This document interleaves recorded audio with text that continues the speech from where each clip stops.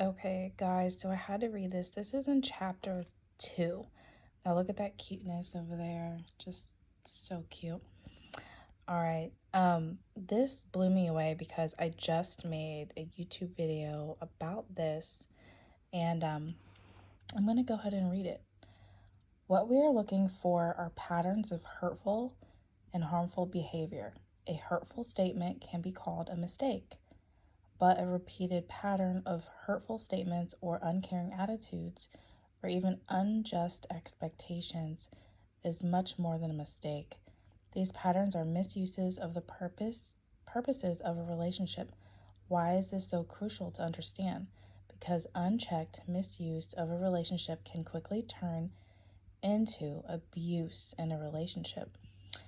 A recent Christianity.com article I came across sums up this dangerous progression so well. Now, the fact that she says a dangerous progression, this makes so much sense and it answers so many questions, I think, in, toxic relationships.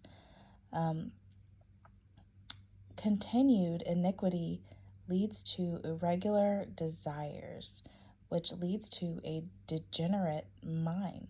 Romans 1:28 through 32 describes this deviation in graphic detail. When I turned in my Bible to look at what this passage said, I was shocked at what this progression can actually lead to.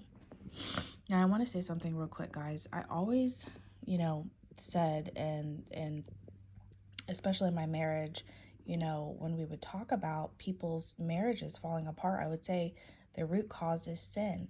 It's because that person, they're living in a life of sin, which leaves an open door, and they're not thinking clearly, and so their desires are not lined up with God.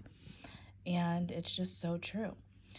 Furthermore, just as they did not think it worthwhile to retain the knowledge of God, so God gave them over to a depraved mind, so that they do what ought not to be done.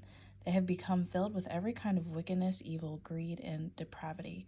They are full of envy, murder, strife, deceit, and malice. They are gossips, slanderers, God-haters, insolent, arrogant, and boastful. They invent ways of doing evil, and they disobey their parents. They have no understanding, no fidelity, no love, no mercy, although they know God's righteous decree. So this is a kicker, you guys. They know God's righteous decree. They know it. They grew up in it, maybe.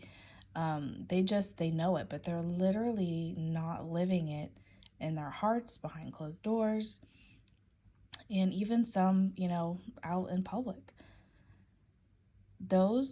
Although they knew God's righteous decree that those who do such things deserve death, they not only continue to do those very things, but also approve of those who practice them. So you guys, these people are friends with each other and they approve of each other's lifestyles. They don't try to correct each other and say, hey, maybe, we should try it like this. You guys should try it like this. You should try it like this.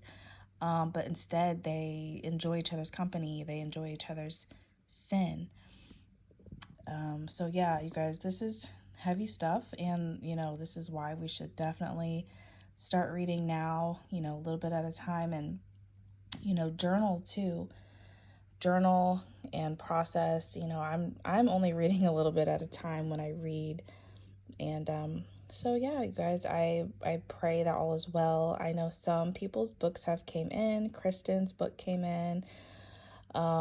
So yeah, you guys, we will get some information out very soon with real details and invitations for the book club. It's going to be so beautiful, so wonderful, and it's not meant to be a burden or anything, but I have some ideas. We're going to have guest speakers. We're going to have door prizes and just little fun things so we can come together, have a little bit of a good time, and, learn and grow with each other.